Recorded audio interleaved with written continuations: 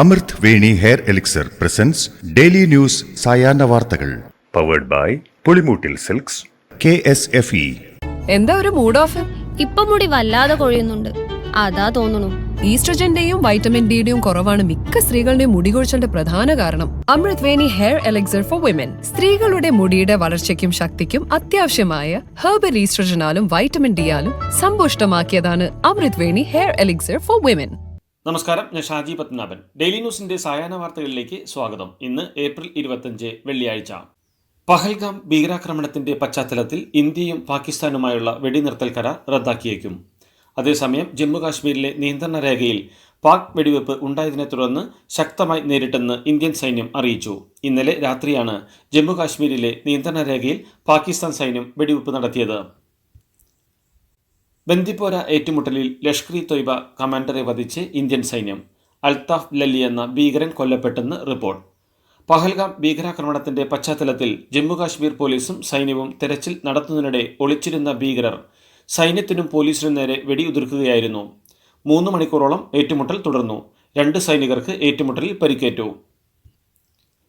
പഹൽഗാമിലെ ഭീകരാക്രമണത്തിൽ പങ്കാളികളായ 2 പ്രാദേശിക തീവ്രവാദികളുടെ വീടുകൾ തകർത്തു. ജില്ലാ ഭരണകൂടമാണ് നടപടി സ്വീകരിച്ചത്. സ്ഫോടക വസ്തു ഉപയോഗിച്ചാണ് 2 വീടുകളും തകർത്തത്. സംഭവം നടക്കുമ്പോൾ വീട്ടിൽ ആരുമുണ്ടായിരുന്നില്ല.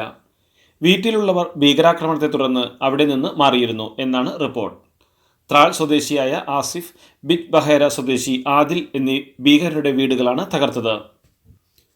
ഭീകരാക്രമണത്തെക്കുറിച്ച് അന്വേഷിക്കാൻ അനന്ത്നാഗ് അഡീഷണൽ SP-യുടെ നേതൃത്വത്തിൽ ജമ്മുകാശ്മീർ പോലീസ് പ്രത്യേക സംഘത്തെ നിയോഗിച്ചു. NIA സംഘം ബൈസറിനിൽ നിന്നും ഫോറൻസിക് തെളിവുകൾ അടക്കം ശേഖരിച്ച് പരിശോധനയ്ക്ക് അയച്ചു. അതിനിടെ പാകിസ്ഥാൻ പഞ്ചാബ് അതിർത്തിയിൽ നിന്ന് കസ്റ്റഡിയിലെടുത്ത BSF ജവാനെ മോചിപ്പിക്കാനുള്ള ചർച്ചകൾ തുടരുകയാണ്. ഇതുവരെ ജവാനെ മോചിപ്പിക്കാൻ പാകിസ്ഥാൻ തയ്യാറായിട്ടില്ലെന്നാണ് സർക്കാർ വൃത്തങ്ങൾ നൽകുന്ന സൂചന. പഹൽഗാം ആക്രമണം നടത്തിയവരെ പുകഴ്ത്തി പാകിസ്ഥാൻ. പാകിസ്ഥാനിലെ സ്വാതന്ത്ര്യ സമരക്കാരാണ് ആക്രമണം നടത്തിയതെന്ന് പാകിസ്ഥാൻ വിദേശകാര്യമന്ത്രി ഇഷാഖ് ദർ വാർത്താസമ്മേളനത്തിൽ പറഞ്ഞു.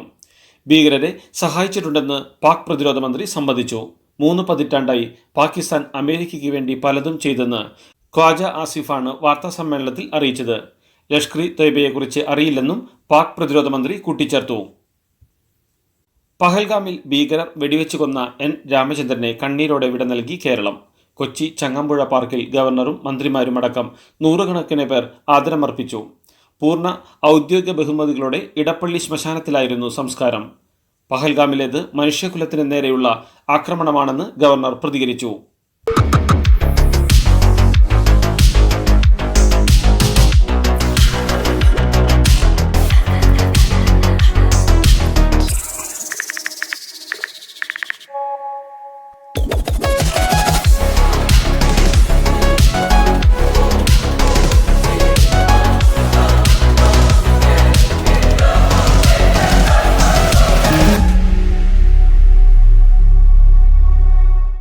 സംസ്ഥാനത്തെ ത്രിതല പഞ്ചായത്തുകൾക്കും നഗരസഭകൾക്കുമായി 1396 കോടി രൂപ കൂടി അനുവദിച്ചതായി ധനകാര്യമന്ത്രി KN ബാലഗോപാൽ. ഈ സാമ്പത്തിക വർഷത്തെ മെയിൻ്റനൻസ് ഗ്രാന്റ് 1ാം ഗഡുവാണ് അനുവദിച്ചത്. ആകെ തുകയിൽ ഗ്രാമപഞ്ചായത്തുകൾക്ക് 878 കോടി രൂപ ലഭിക്കും. ബ്ലോക്ക് പഞ്ചായത്തുകൾക്ക് 76 കോടി രൂപ നീക്കിവെച്ചു. ജില്ലാ പഞ്ചായത്തുകൾക്ക് 165 കോടി രൂപയുണ്ട്. മുനിസിപ്പാലിറ്റികൾക്ക് 194 കോടി രൂപയും കോർപ്പറേഷനുകൾക്ക് 83 കോടി രൂപയും ലഭിക്കും.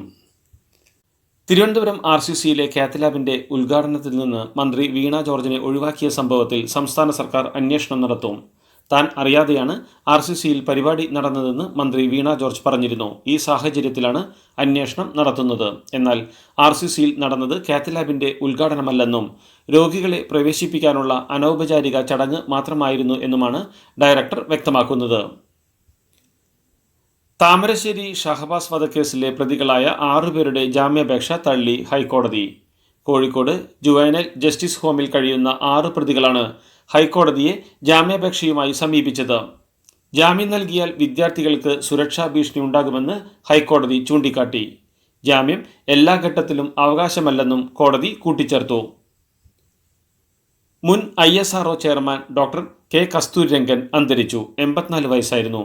ബാംഗ്ലൂരുവിലെ വസതിയിൽ ഇന്ന് രാവിലെയായിരുന്നു അന്ത്യം.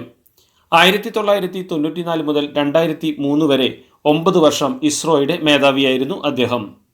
പിന്നീട് 2003 മുതൽ 2009 വരെ രാജ്യസഭ MP ആയി. പത്മവിഭൂഷൺ പുരസ്കാരം നൽകി രാജ്യം ആദരിച്ച ശാസ്ത്രജ്ഞനായിരുന്നു അദ്ദേഹം. തിരുവനന്തപുരം ശാഖകുമാരി വധക്കേസിൽ പ്രതിയായ ഭർത്താവ് അരുണിന് ജീവപര്യന്തം കഠിന തടവും 2 ലക്ഷം രൂപ പിഴയും. മധ്യവയസ്കയായ ഭാര്യയെ ഷോക്കടിപ്പിച്ച് കൊലപ്പെടുത്തിയെന്നാണ് കേസ്. 2020 ഡിസംബർ മാസം 26 പുലർച്ചെയായിരുന്നു സംഭവം. ഓഫീസ് സമയം കഴിഞ്ഞാലും അവധി ദിനമാണെങ്കിലും പണത്തിന് ആവശ്യമെങ്കിൽ മൊബൈൽ ആപ്പ് വഴി ഉടനടി അക്കൗണ്ടിലെത്തും. അതാണ് KSFE smart gold over draft. ഏത് ശാഖയിലും സ്വർണം വയ്ക്കൂ. മൊബൈൽ ആപ്പ് വഴി എപ്പോഴും എവിടെ വച്ചും പണം പിൻവലിക്കൂ. പരമാവധി 50 ലക്ഷം രൂപ വരെ. അതിവേഗ പ്രോസസിംഗ്, 24/7 സേവനം. ഇനി ആവശ്യങ്ങൾക്ക് അവധി കൊടുക്കേണ്ട, സമയവും നോക്കേണ്ട. KSFE smart gold over draft. Digitally super charge your gold. Pahalgam ഭീകരാക്രമണത്തിൽ പ്രതികരിച്ച് RSS മേധാവി മോഹൻ ഭാഗവത്. ധർമ്മവും അധർമ്മവും തമ്മിലുള്ള പോരാട്ടമാണ് ഇതെന്ന് മോഹൻ ഭാഗവത് പറഞ്ഞു. ദുഷ്ടന്മാരെ ഉന്മൂലനം ചെയ്യണമെന്നും വൈകാതെ തന്നെ അത് യാഥാർത്ഥ്യമാകുമെന്നും മതം ചോദിച്ച് ഹിന്ദുക്കൾക്ക് ആരെയും കൊല്ലാൻ സാധിക്കില്ലെന്നും അതുകൊണ്ടാണ് ഈ രാജ്യം ശക്തമായി നിലനിൽക്കുന്നതെന്നും അദ്ദേഹം പ്രതികരിച്ചു. പഹൽഗാം ഭീകരാക്രമണത്തിന് പിന്നാലെ ഇന്ത്യ പാക് അതിർത്തിയിലെ സംഘർഷങ്ങളെക്കുറിച്ചുള്ള പാക് പത്രപ്രവർത്തകന്റെ ചോദ്യത്തിന് മറുപടി നൽകാതെ US സ്റ്റേറ്റ്സ് ഡിപ്പാർട്ട്മെന്റ് വക്താവ് ടാമി ബ്രൂസാണ് പാക് മാധ്യമപ്രവർത്തകന്റെ ചോദ്യം അസ്വസ്ഥതയോടെ നിരസിച്ചത്. ജമ്മു കാശ്മീരിലെ പഹൽഗാമിൽ 26 പേർ കൊല്ലപ്പെടുകയും നിരവധി പേർക്ക് പരിക്കേൽക്കുകയും ചെയ്ത ഭീകരാക്രമണത്തിന് പിന്നാലെ ഇന്നലെ നടന്ന വാർത്താ സമ്മേളനത്തിനിടെ ആയിരുന്നു പാക് മാധ്യമപ്രവർത്തകന്റെ ചോദ്യം. മകൻ ജീവനോടെയുണ്ടെങ്കിൽ ഉടൻ കീഴടങ്ങണമെന്ന് പഹൽഗാം ഭീകരാക്രമണത്തിൽ പങ്കാളിയായ ഭീകരൻ ആദിൽ ഹുസൈൻ്റെ അമ്മ. മകനെപ്പറ്റി 8 വർഷമായി വിവരങ്ങൾ ഒന്നും അറിയില്ലെന്നും മകൻ ഏറ്റുമുട്ടലിൽ കൊല്ലപ്പെട്ടാലും ഒന്നും പറയാനില്ലെന്നും അമ്മ ഷെഹ്സാദ പറഞ്ഞു. ഭീകരാക്രമണത്തിൽ പങ്കാളികളായ 2 പ്രാദേശിക ഭീകരരിൽ ഒരാളാണ് ആദിൽ. ആസിഫ് എന്ന യുവാവാണ് മറ്റൊരാൾ. സവർക്കർക്കെതിരായ പരാമർശത്തിൽ കോൺഗ്രസ് നേതാവ് രാഹുൽ ഗാന്ധിക്കെതിരായ UP കോടതിയുടെ വാറണ്ട് സുപ്രീം കോടതി സ്റ്റേ ചെയ്തു. സ്വാതന്ത്ര്യസമര സേനാനികൾക്കെതിരെ കോടതി അത്തരം പരാമർശങ്ങൾ അനുവദിക്കില്ലെന്നും ആവർത്തിച്ചാൽ സ്വമേധയാ നടപടിയെടുക്കുമെന്നും സുപ്രീം കോടതി രാഹുലിന് മുന്നറിയിപ്പ് നൽകി. സവർക്കറെ ആരാധിക്കുന്ന മഹാരാഷ്ട്രയിൽ പോയി എന്തിന് പ്രസ്താവന നടത്തിയെന്നും കോടതി ചോദിച്ചു. അപകീർത്തി കേസിൽ സാമൂഹിക പ്രവർത്തക മേധ പട്കറിനെ ദില്ലി പോലീസ് അറസ്റ്റ് ചെയ്തു. Delhi lieutenant governor VK Saxena നൽകിയ അപകീർത്തി കേസിലാണ് നടപടി. 23 വർഷം മുമ്പാണ് കേസ് നൽകിയത്. ഈ കേസിൽ മേധ പട്കറിനെതിരെ ജാമ്യമില്ല അറസ്റ്റ് വാറണ്ട് കോടതി പുറപ്പെടുവിച്ചിരുന്നു. തുടർന്ന് ഇന്ന് മേധ പട്കറെ പോലീസ് അറസ്റ്റ് ചെയ്യുകയായിരുന്നു. തമിഴ്നാട് തിരുവള്ളൂർ തിരുവിലങ്ങാടിൽ ട്രെയിൻ അട്ടിമറി ശ്രമം നടന്നു. ട്രാക്കിലെ ബോൾട്ടുകൾ അഴിച്ചുമാറ്റിയ നിലയിലായിരുന്നു. ചെന്നൈ ആറക്കോണം റൂട്ടിലെ ട്രാക്കിലെ ബോൾട്ടുകളാണ് അഴിച്ചുമാറ്റിയത്. ബോൾട്ട് അഴിച്ചുമാറ്റിയത് റെയിൽവേ ലൈൻമാൻ്റെ ശ്രദ്ധയിൽപ്പെടുകയായിരുന്നു. തുടർന്ന് വലിയ ദുരന്തം ഒഴിവായി. നിലവിൽ റെയിൽവേ പോലീസ് അന്വേഷണം ആരംഭിച്ചിട്ടുണ്ട്.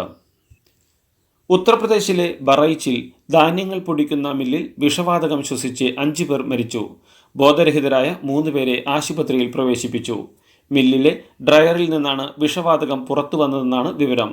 ഡ്രയറിൽ തീപിടിച്ചതിനെ തുടർന്നാണ് ഇത് സംഭവിച്ചതെന്നും റിപ്പോർട്ടുകളുണ്ട്. ബറൈജിലെ രാജ്ഗർഹിയ റൈസ് മില്ലിലാണ് സംഭവം. ഇതോടുകൂടി ഡെയിലി ന്യൂസിന്റെ ഇന്നത്തെ സായാഹ്ന വാർത്തകൾ സമാപിക്കുന്നു. ഡെയിലി ന്യൂസിന് വേണ്ടി വാർത്തകൾ വായിച്ചത് ഷാജി പത്മനാഭൻ. DailyNewsLive.in വാർത്തകൾ വിരൽ തുമ്പിൽ.